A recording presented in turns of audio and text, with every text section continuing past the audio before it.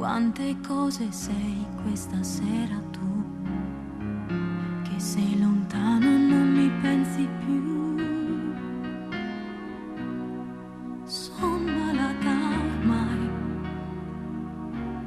ma non mi importa di guarire, sai, il dolore più sublime, quello che mi fa soffrire sempre, sempre, quasi fino a diventare niente, illudendomi di scegliere le parole di una scena che è la stessa da sempre, sempre, quasi fino a diventare niente, solo amore se amore, questo buio a cui non ci si abitua mai, questa luce nell'anima che nessuno può comprendere all'infuori di te,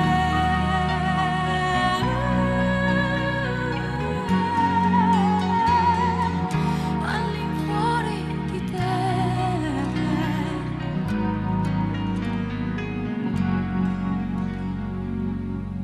Ti scrivo da una camera nella semioscurità, da cui posso commuovermi di nascosto al mondo, al quale ormai mi sento estranea nel profondo. L'immenso e il suo contrario